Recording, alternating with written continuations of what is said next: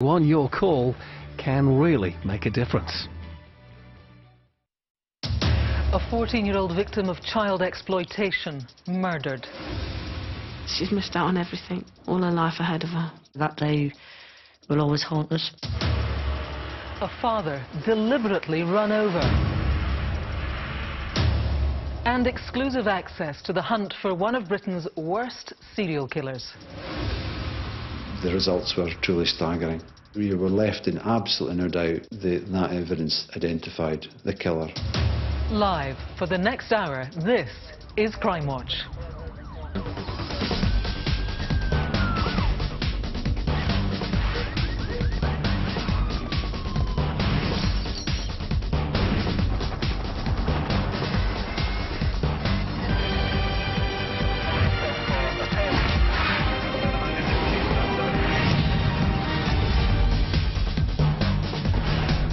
Hello and welcome to Crimewatch. We are live for the next 60 minutes with the latest crime investigations, news and appeals.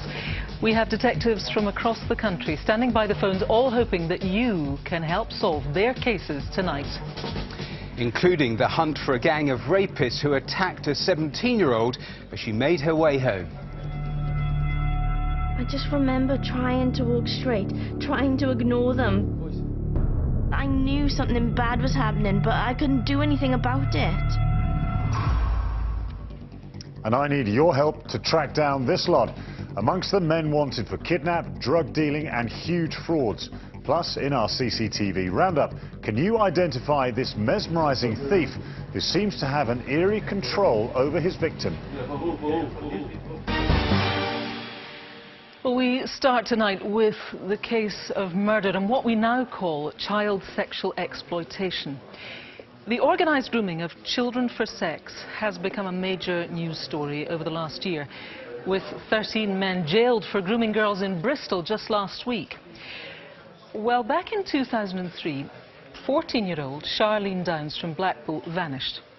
The case was marred in controversy from the start, with widespread allegations of child abuse in the town and failings in the subsequent police inquiry. But now there's a fresh investigation with a new team of detectives who we can reveal are tonight launching a staggering £100,000 reward for information which helps finally bring Charlene's killer to justice. Not knowing, that's the hardest part. That day will always haunt us. She's missed out on everything, all her life ahead of her. Such a waste. It's just left a big hole in everybody's hearts and minds.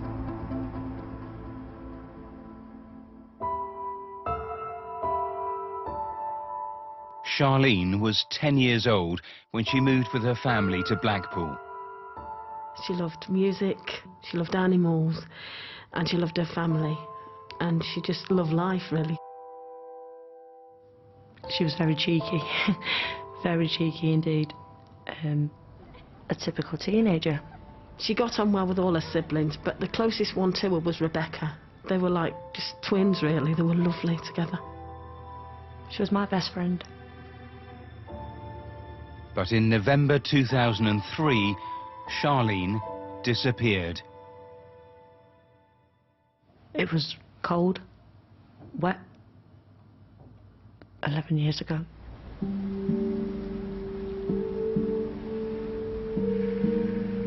It was a Saturday. We had our pocket money, we had some money. Went for a bit of a gamble, as we used to call it. We had a laugh and a giggle down in the arcades, on the seafront. Just doing what teenagers do. Went to Macadie, she loved McDonald's, strawberry milkshakes. Yeah, strawberry milkshake. Hi, can I give you a leaflet? Oh, thanks. Thank you. I used to work for an Indian restaurant giving out leaflets, and it was about 7:15 that night. I always remember it. It was a dark November, miserable night. It was horrible. And I saw Rebecca with Charlene coming up Church Street. They both came over to me. Hi, girls. How's it been going, flying? Not too bad. Yeah?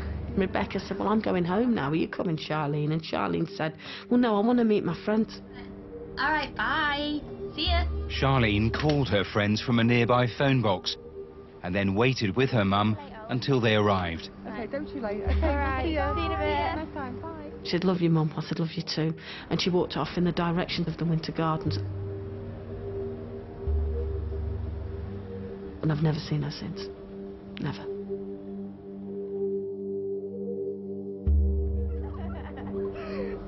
Charlene was with her friends for only a short while. They spent around 20 minutes together before going their separate ways.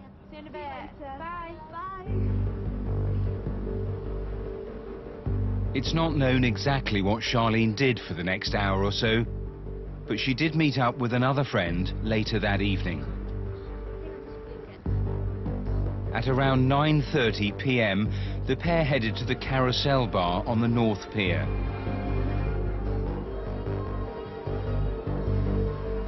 Charlene was a regular visitor and often came to watch bands play. But on this night, the girls didn't stay long.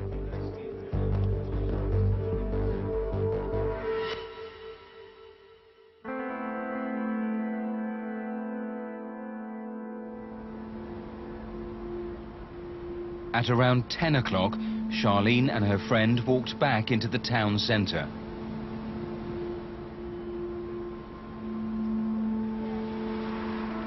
An hour or so later, they said their goodbyes and parted company.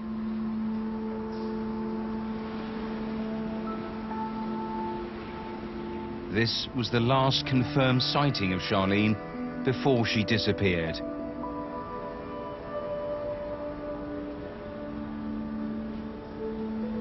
Although her body has never been found, police are convinced she was murdered. 11 years on, we still don't know what happened to Charlene.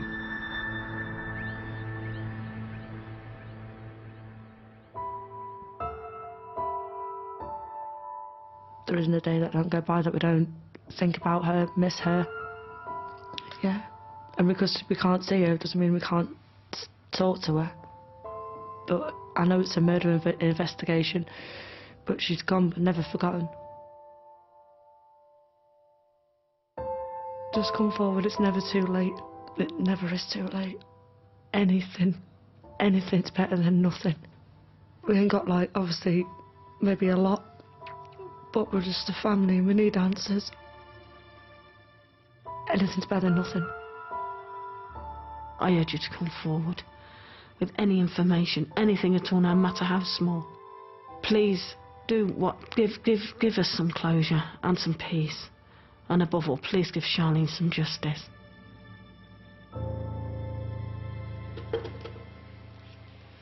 Well, she is gone, but not forgotten. With us tonight is Detective Superintendent Andrew Webster, who is heading up this new team and this new investigation. As we mentioned, there were significant mistakes in the police response to this initial case. What's changed now? Well, we recognise that we've made mistakes previously, but we now have a dedicated team looking at this, trying to establish what's happened to Charlene, and we're determined to get answers for her family. That's really important. Now, as I said, £100,000 reward, that is, by anybody's standards, an enormous sum. Why so much?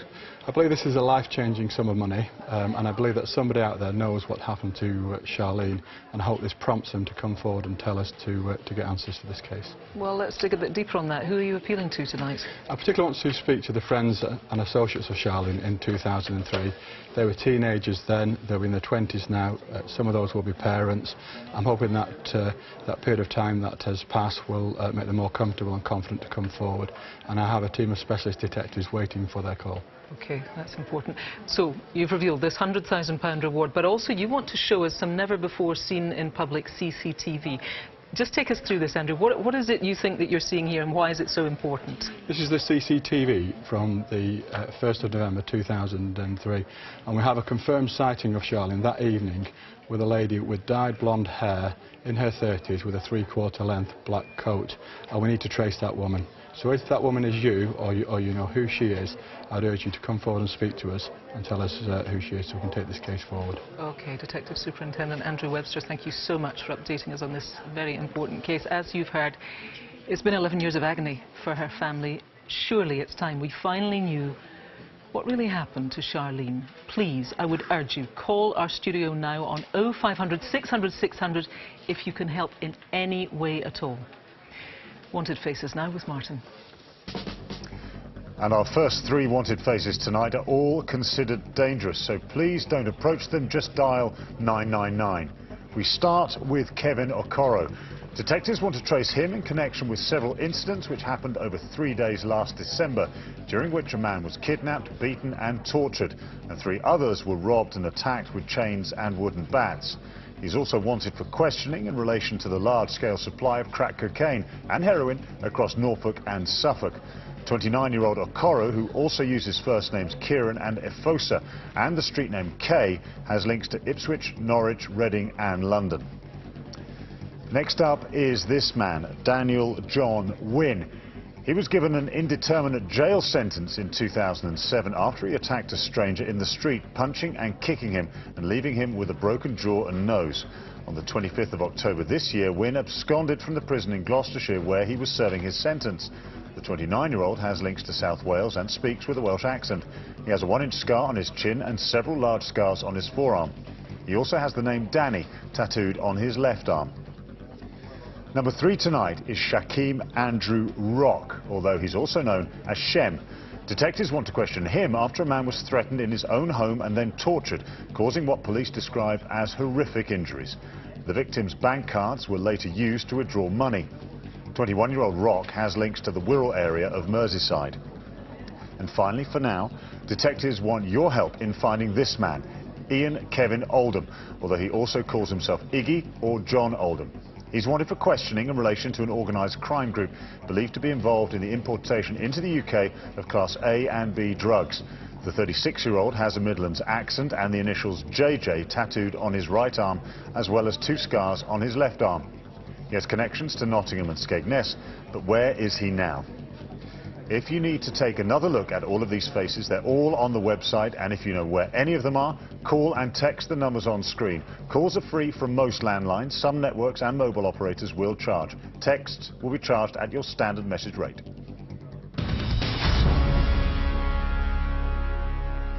A roundup of the latest crime news now, starting with figures showing a rise in the number of violent homophobic attacks across the UK in areas including London, Manchester and South Wales. There have been more than 300 such attacks in London alone so far this year.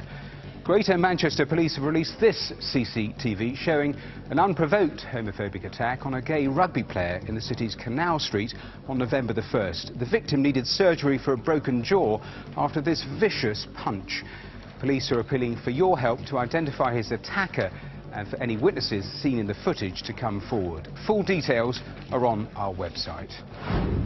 Now, drink drivers are set to be named and shamed on Twitter during this year's festive season. Sussex and Surrey police will be live tweeting the names during their December roadside checks. Officers on dedicated patrols will target drink and drug drivers, as well as responding to tip-offs from members of the public.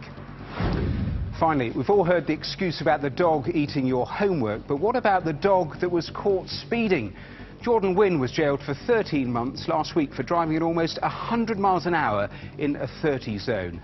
After this police chase, Wynne was finally pulled over, but blamed his canine companion, telling officers that his Staffordshire Bull Terrier had been sitting on the pedals. The judge said his tail was ludicrous. Now, the festive season is fast approaching, of course, but for one family from the small town of Cinderford in the Forest of Dean, this will be their 12th Christmas without their dad. 32-year-old Sean James was knocked down and killed in what appeared to be a hit and run back in December of 2002. But this month, a cold case team has re-examined the investigation and uncovered that it was no accident after all. Sean James was murdered.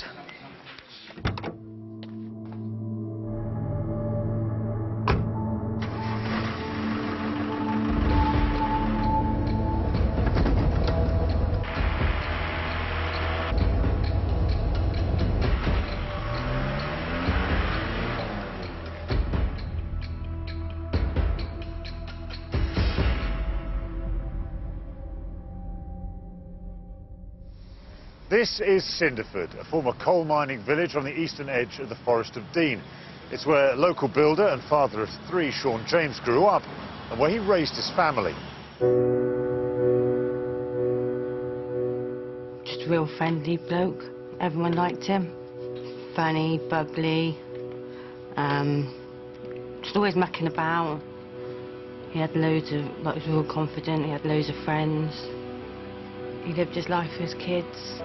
Anything to try and make his kids laugh. Cracking jokes, laughing, always, always remember playing football, whether it was playing slam against the wall or going to a nice big field so we could boot it about and I'd make him run after the ball. Because I was so young, I can't remember a lot. He used to always bring me sweets. And he used to bring his digger home from work. He used to take me and my friend on it. He worked for a building company. Everyone said that he was one of the best workers, so he used to work really hard. He even wanted to start his own business. He was just lovely.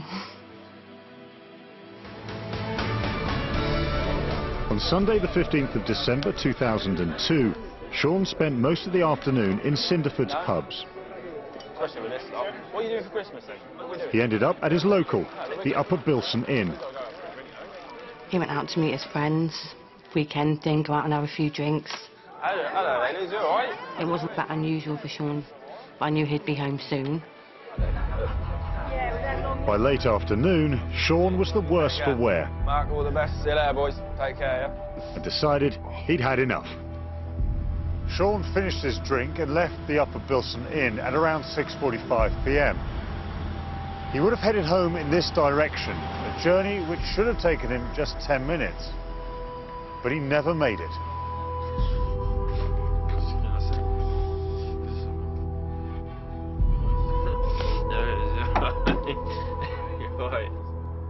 Shortly after he left the pub, witnesses saw him talking to the driver of a white van in Valley Road.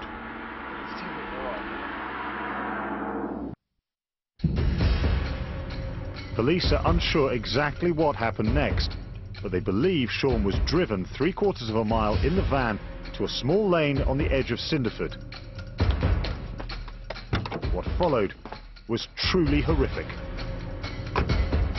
Somehow, he ended up lying in the middle of the road.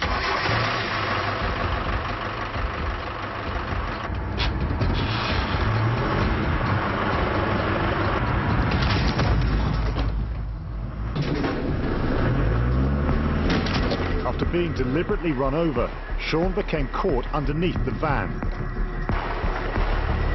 He was then dragged along the ground for 65 meters.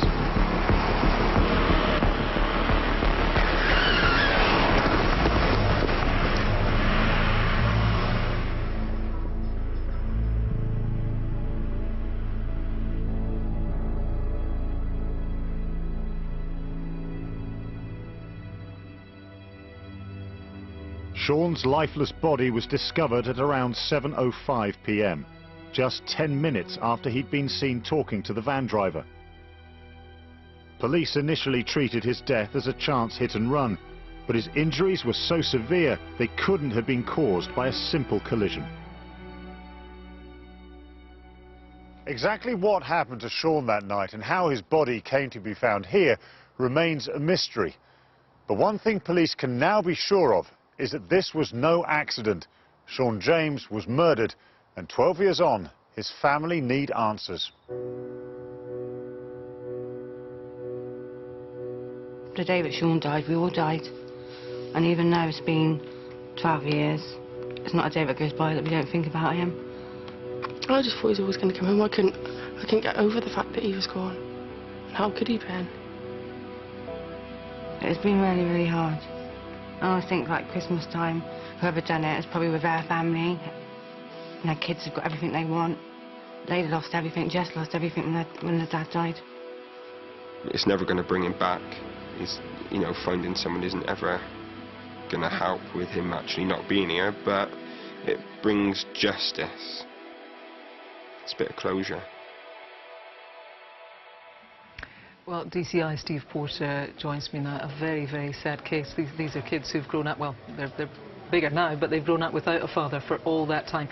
Why wasn't it treated as murder at the time? Well, there was certainly lots of speculation back in 2002. However, all the evidence suggested that Sean had been hit by a vehicle which had failed to stop. The case, though, it's never been close to us, and our recent review, looking at all the information that's come back to us over the years, together with a very detailed forensic reconstruction, it's let us reach a very different conclusion. We're now convinced that Sean was murdered. Right, that's what cold case reviews are for, I guess. Let's just go through exactly what you know about his movements on the night, then. OK, what we do know is that Sean had been drinking that afternoon, and he left the Upper Bilson public house in Valley Road, Cinderford, on Sunday, the 15th of December 2002, to take the walk home, which was about 10 minutes away. The very last sighting of Sean was talking to the driver of a large white van, which was travelling towards him from his home address in Valley Road. Sean's body was found about 10 minutes later in a lane off of Steam Mills Road. Now, shortly before this, there was a further sighting of a large white van leaving the lane at speed. I don't believe the two sightings of this white van, firstly in Valley Road and secondly where Sean's body was found in Steam Mills Road, is a coincidence. There were, is this right, some of Sean's possessions then were found by that pub that he first left? Yes, that's right. Sean's tobacco pouch and one of his shoes was found in the middle of Valley Road in almost the identical spot to where he was seen talking to the driver of this large white van. Now, where Sean's body was found was about 3/4 of a mile away in the opposite direction. There's just no way that he could have walked there in the time span available, particularly as he was only wearing one shoe. What I believe happened is something's occurred there in Valley Road involving the driver of the white van. Sean has then been taken to the lane off of Steam Mills Road, where he's been deliberately run over and killed. OK, DCI Steve Porter, thank you very much for now. Those children grown up now, well, they had to grow up without their father. They know that there are people in that community who can tell them what happened to their dad. If you are one of those people, I would urge you to come forward, call the studio now. It's the usual number, 0500 600 600, or of course you could speak anonymously if you prefer to Crime Stoppers. Let me give you their number, 0800 555 111. Right, still to come tonight, the hunt for a gang who raped a 17-year-old walking home from a night out with friends. It makes me so angry to think that one of the group didn't step in to stop the others. Surely one of them would have realised that what they were doing was wrong. And how groundbreaking forensic techniques helped nail a serial killer. DNA was found within 3 knots. It had been protected for 37 years. We were left in absolutely no doubt that evidence identified the killer. That's coming very soon, but first Martin has his latest batch of CCTV. Yes, and we start with a really nasty attack at a betting shop in Milton Keynes. 2 men sit playing a gaming machine at a bookies just before closing time in July this year. The staff member comes from behind the protective screen to tell them it's time to leave, but they're having none of it. The man in the distinctive white tracksuit suddenly hits out, knocking the victim to the floor. He then drags him to the back of the shop, where his accomplice joins in, kicking the terrified worker. He puts up a brave fight as the men throw more punches in an attempt to get the keys to the office. Once inside, the beating continues, and the pair help themselves to around £400 from the tills. The employee was left with horrific bruising and a punctured lung, and was so traumatized he's now moved away from the area. Time to shop the tracksuit-wearing thugs responsible. Names, please.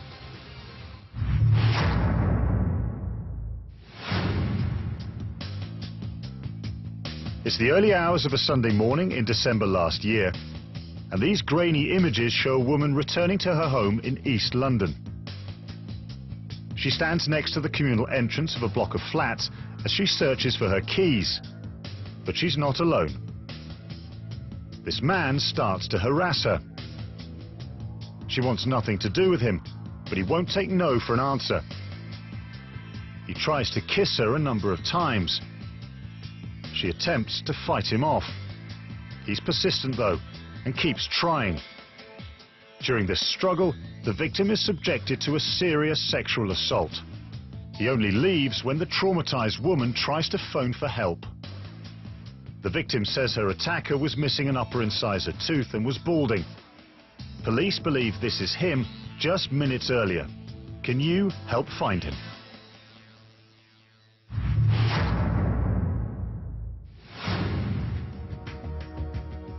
A Tuesday night in October at the high noon services at Simmons Yacht in Herefordshire, and we're about to witness a highway robbery.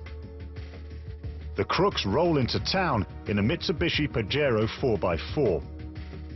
They get out, one armed with a large long-barreled shotgun, and rush into the service station. Once inside, they round up the terrified staff and march them towards the tills. They hand over a shopping bag and demand it's filled with the day's takings. One stands over the worker, checking the entire safe is emptied. In total, they take thousands of pounds, including the small change.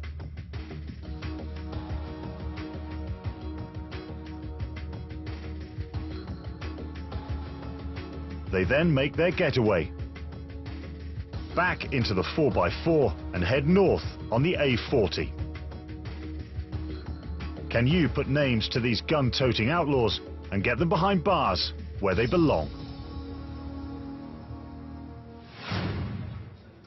If you need another look, all the CCTV is on the website. Call and text the numbers on screen if you can help. Now, although crime is falling overall, the number of rapes reported to and recorded by police in England and Wales is at its highest ever level. That's according to official figures. The rise has, in part, been put down to a greater willingness of victims to come forward. Well, tonight we're appealing for your help after one young woman did just that and reported her horrific ordeal of being raped by a gang. It happened just a few weeks ago in Cardiff.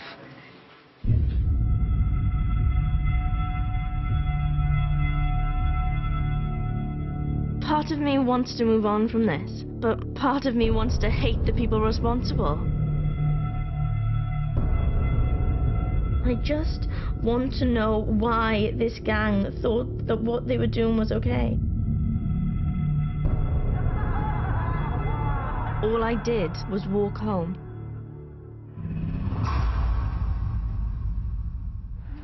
I know.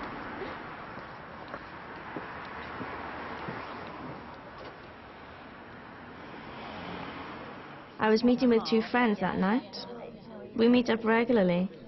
We were just having some food and some drinks, a catch-up. I think got 5 minutes for me to make a move. At closing time, we left the pub. One of my friends got a lift, and I was with my other friend.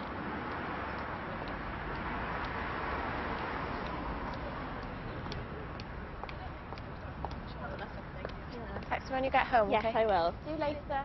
Then, at the corner by the school, we went our separate ways.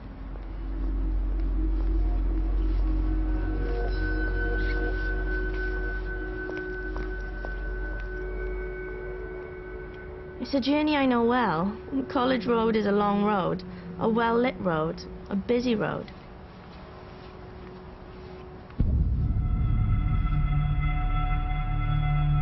I walked by a group outside the shop on College Road. Boys. Two of them had bikes, one was cycling around in the road. They were shouting stuff at me and laughing between themselves, so I glared at them, because I thought they were laughing at me. I can't remember saying anything to them. I felt intimidated. They were so close and being quite aggressive, and I was really worried about what would happen. Come with us. I just remember trying to walk straight, trying to ignore them, but before I could think about anything, I was in the park. By the time they were spinning me around, I didn't have time to think. I remember falling and catching myself with my hands before I hit the grass. I was on my front, and I could just see one of them stood in front of me. I could just see his legs and trainers. I was angry. I was upset because I knew something bad was happening, but I couldn't do anything about it. My underwear was pulled down with my jeans, and then one of them came behind me. He came behind me and raped me. I tried to push him off me, and then one of them pulled my hair to the side, and then another one of them went over me, and he raped me too. I couldn't push him off because he was too heavy, so I just stopped fighting. I just lay there. I didn't know what to do.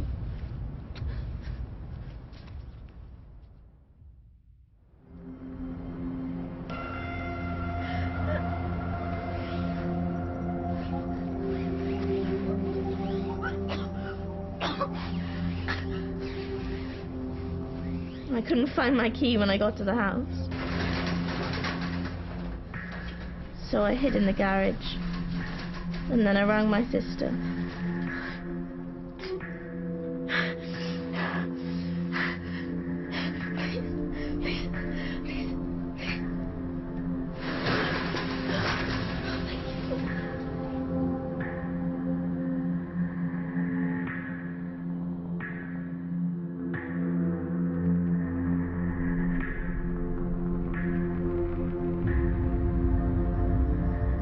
I just want to know why this gang thought that what they were doing was okay, and if they were sorry for what they did to me.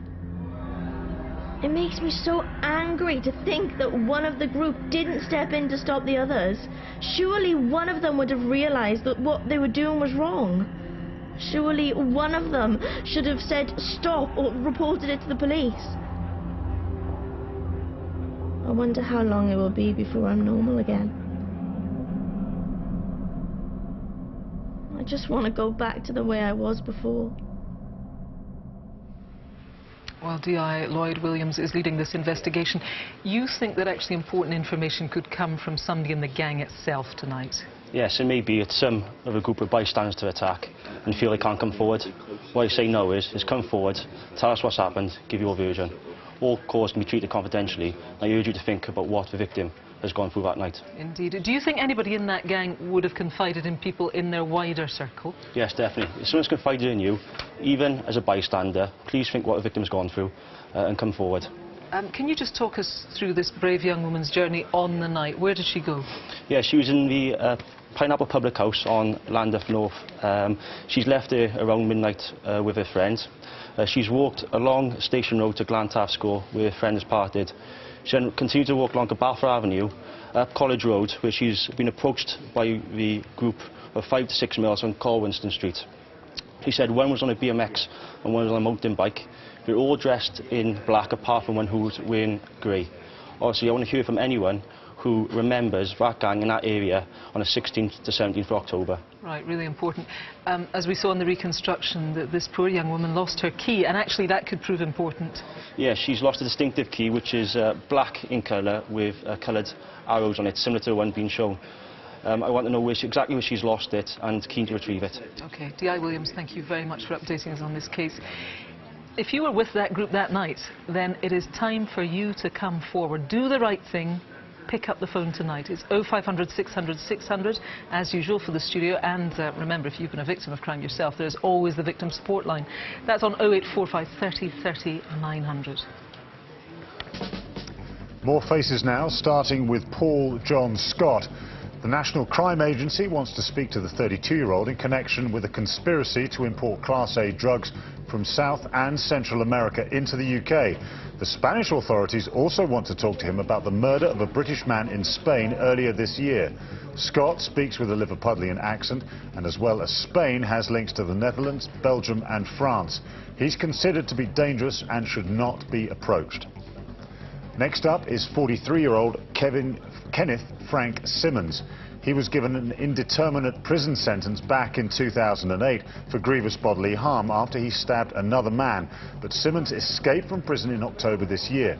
He has a number of tattoos, including a panther's head on his forearm and the words Rory and Chelsea on his right arm and Sarah Jane on his shoulder. He has links to the Sutton and Battersea areas of London and is known to sleep rough. Number 7 is this man, Desmond David Luke Rosario, although he may also be using the surname Cruz. The 46-year-old failed to appear in court in June this year in connection with a sex assault on a teenager in Sheffield. Rosario has links to Canada and across Europe. He's a barrister and police believe he may be seeking to work in a similar field. And finally, we have Andrew John Griffin, but he also calls himself David Clayton, Mark Wood or Steve Clark. He was jailed for 4 years in June for 17 counts of fraud, but didn't turn up for sentencing and has been on the run ever since. Over £100,000 worth of stolen property was recovered from Griffin's flat, and it's believed he's responsible for more than £300,000 of fraud using a fake BT website. 45-year-old Griffin has links to the Bristol area and is said to speak with a home counties accent. Call and text on the usual numbers if you recognise any of tonight's faces, and of course they're all online. Right, still to come tonight, the incredible ingenuity of detectives and forensic scientists determined to prove who was responsible for the World's End murders. We found skin cells on the inside of the clothing. Those cells were the unique DNA that we needed. But first, it's time for an update on previous cases. We start with the death of pensioner Bertie Atchison, which we featured back in May 2012. 72-year-old Bertie and his wife were woken in the early hours of the 30th of April that year by the sound of breaking glass at their home in Coleraine in County Londonderry. He went to investigate and came face to face with the intruder who demanded money. Bertie then suffered a fatal heart attack in a scuffle with the robber, who escaped with £335 from his disabled wife's purse. It's a terrible case, but you'll be pleased to know that 41-year-old Paul Toland from Antrim recently pleaded guilty to Bertie's manslaughter and robbery and is due to be sentenced any day. Toland had been to the house a few weeks earlier to repair the couple's vacuum cleaner, but returned to carry out the robbery after Bertie paid him using cash he kept around the house. Next, you may remember we showed you this shocking CCTV of an attack on a man in a hotel foyer in London in March this year. He'd been targeted by a gang, so he took refuge in a nearby hotel, but they followed him inside, where they beat him unconscious, one using a skateboard. Well, after we showed those horrific images, 19-year-old Sermet Hassan handed himself in that very same evening. 18-year-old Joseph Tanti was arrested a week later, and 18-year-old Morgan Stripling was arrested soon after. Just over 2 weeks ago, the trio were jailed for a total of 21 years for the attack. The judge said the defendants showed total savagery and a disregard for life, and the victim is lucky to have survived the attack. Now, thanks to your calls, this man, 54-year-old David Bentley, is now serving life in prison. Several viewers got in touch after we showed this CCTV of an armed robbery at a travel agent's in Caterham in Surrey in July of last year. Now, Bentley was found guilty of this armed robbery and 3 others in September and sentenced to serve a minimum of 14 years. Finally, updates on a couple of wanted faces. This man, John Boy Ward, appeared on the programme back in May last year. The 32-year-old was wanted for the murder of his second cousin, Thomas Ward, who was shot dead at the door of his caravan in front of his wife and baby daughter in Stevenage in Hertfordshire. Well, you'll be pleased to know that your calls helped police track John Boy to Denmark, and he's now been given a mandatory life sentence with a minimum term of 32 years. And we end with another great result on the faces. This man, Johan Smit, who is also known as Damien Duvaldor, was featured back in April, wanted for the possession and distribution of indecent images of children. Well, as a direct result of your information, he was traced to Istanbul, and just a few weeks ago he was jailed for 3 years and placed on the sex offenders register indefinitely. Fantastic work, and as ever, all thanks to your calls. Great stuff. Now let's see if you can do the same for our next batch of CCTV, starting with an unprovoked attack on a man outside a restaurant in Surrey. It's March this year and a man steps out from a tapas bar in Purley for a smoke. The problem is, he hasn't brought any with him. He hangs around and a few minutes later another smoker walks out of the restaurant. Our man, wearing a flat cap and jumper, hassles him for a free cigarette. He seems to have something of a smoking habit, as he follows the victim around demanding to catch a smoke, but gets nowhere. He isn't giving up though, and continues to harangue the diner for a free fag. Suddenly, he lashes out, punching the victim straight in the face before walking away and leaving onlookers to help the injured smoker. Someone knows who this cheapskate thug is. Help police stub out his violent behaviour and give us his name.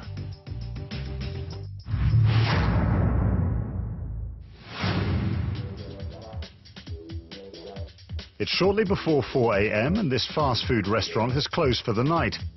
But it doesn't stop these men desperate for a takeaway. It's not the burgers they're after though, it's the safe with the takings, but it's fixed to the floor. Still, these hamburglers have come prepared. They try to jack up the safe, but it just won't budge. And whoops! One of the gang has forgotten to cover his face. They try again, and again, for almost 6 minutes. With the safe still stuck, they decide to go large, bringing in a pallet truck for a drive-through. But even this isn't going to detach the safe from its fixings on the floor. With the chips down, a third man in a black top comes in to help. And between them, they finally manage to get the safe away. That's £15,000 to go. Detectives would be loving it if you could tell us who these fast food felons are. Names, please.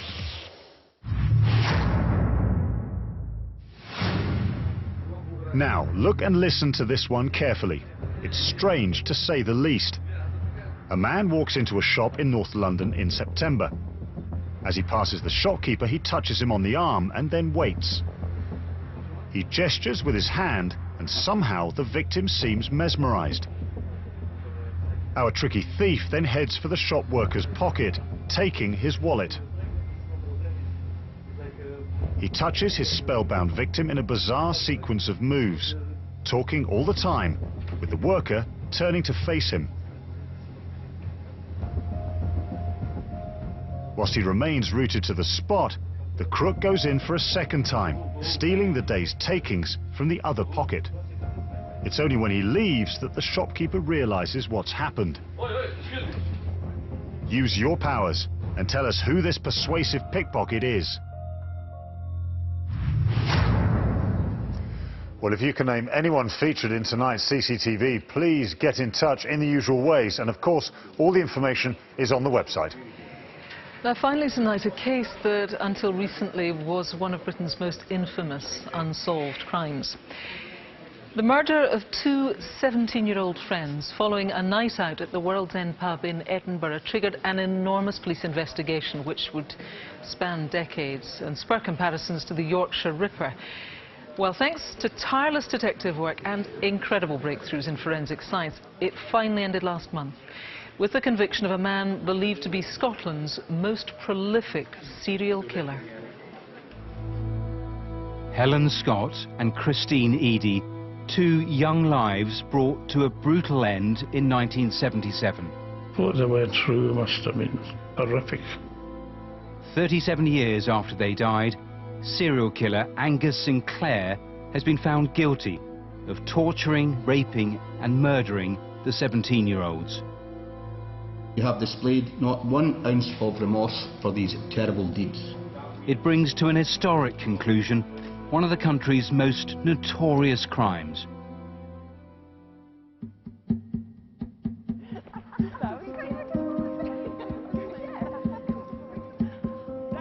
Helen and Christine had been friends through school in the city of Edinburgh.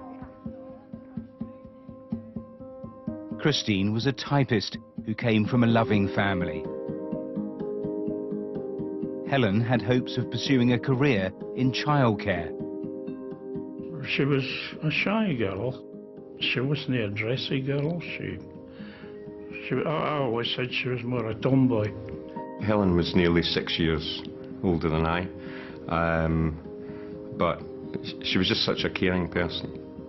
Just so many fun memories of Helen. On the night of October the 15th, 1977, the girls went with friends to the World's End pub on Edinburgh's Royal Mile. I'll see you later. Bye. Bye. See ya. Witnesses said 2 men had been there chatting with them. The 4 left the pub together. It was the last time Helen and Christine were seen alive.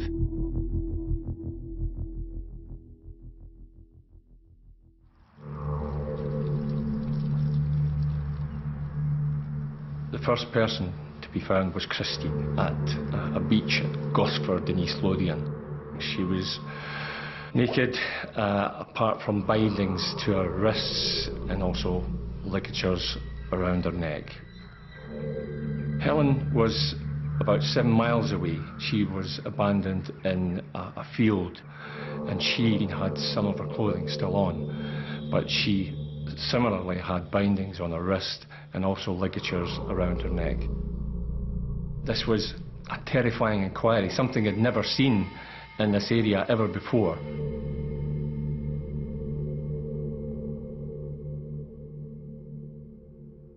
They wanted me to go to the mortuary to identify her. That'll stay in my mind for the rest of my days. One of my most vivid memories is just sitting at the bottom of the stairs looking at the front door, thinking Helen's never going to walk through that door again. The men seen with the girls that night were the prime suspects.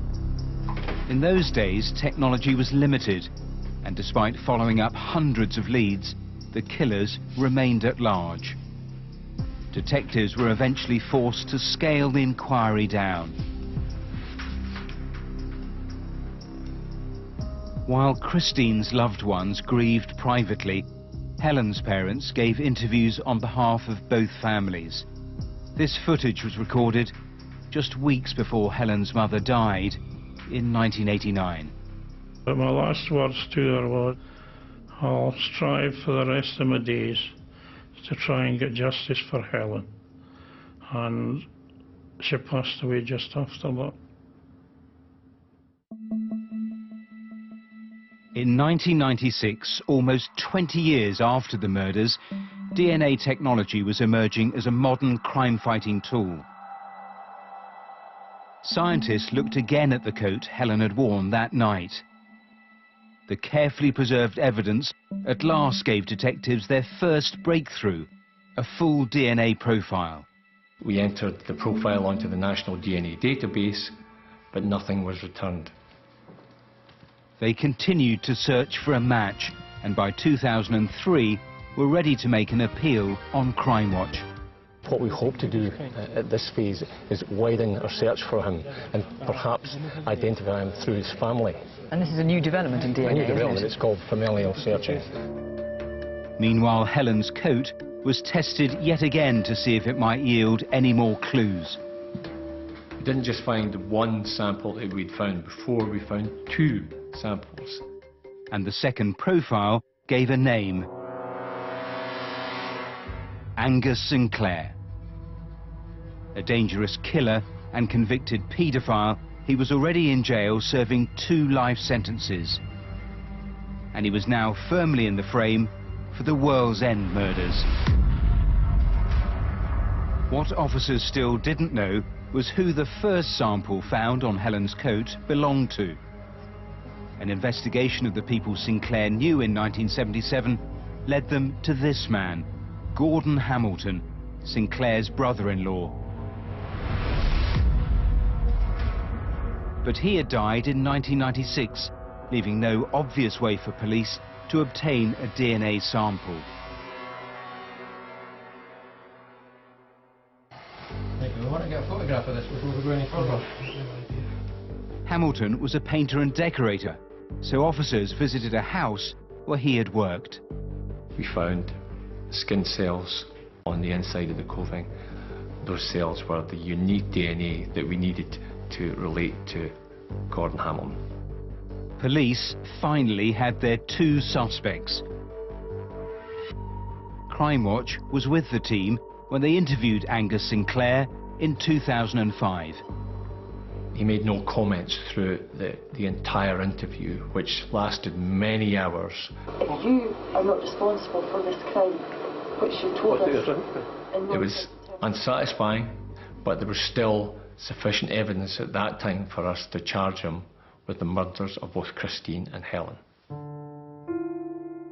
In 2007, Angus Sinclair went on trial for the World's End murders.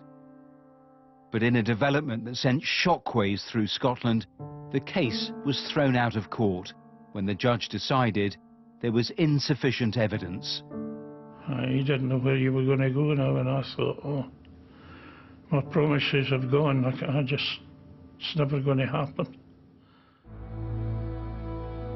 At the time, under Scottish law, a person could not be tried for the same crime twice. Many believe Sinclair had evaded justice. Well, I think there was a lot of public disquiet about the result of the 2007 case. It prompted a change of the law relating to double jeopardy. Scotland modernised its legal system to allow, under certain limited circumstances, acquittals to be set aside and retrials ordered. 4 years after he was acquitted, Sinclair could be considered a suspect once more, but only if new evidence came to light that was not available before.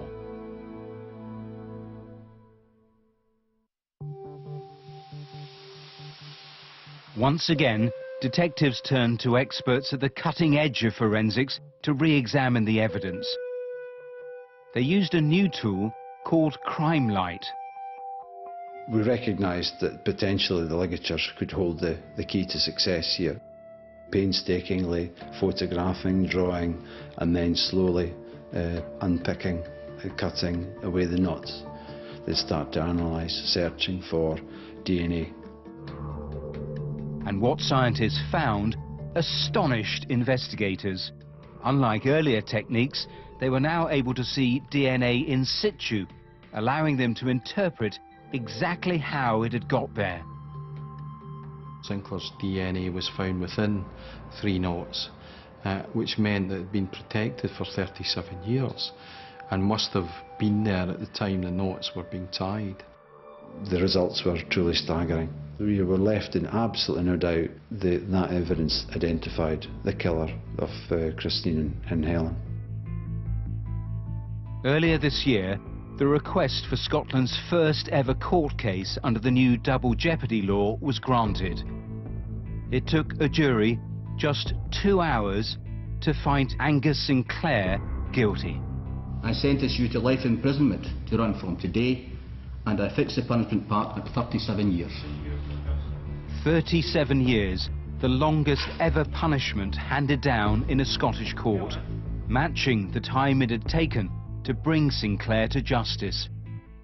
The girls didn't have a voice, but forensic science was their voice because it told the jury what had happened. This irrefutable evidence was only made possible by the diligent police teams that worked on the case across nearly 4 decades. Despite countless examinations and the handling, there was no contamination. Their care allowed the scientists of this modern day and age to prove who the killers of Christine and Helen were. If nothing else, the girls and my mother can now truly rest in peace. You've brought a child up and she's just starting out in life, really, 17-year-old. And it's stolen, it's just taken away from them. Christine the same. They'll never leave me, never.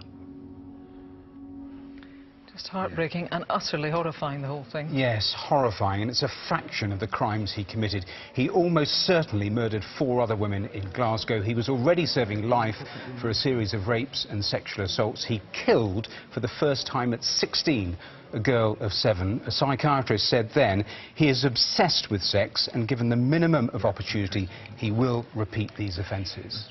It was science then that trapped him, but it was really the detection, the detectives at the heart of it. Yes, it was almost personal. Police, prosecutors, the forensic scientists who worked the case, they all saw themselves as custodians of the evidence, and it was that evidence that gave them the answers.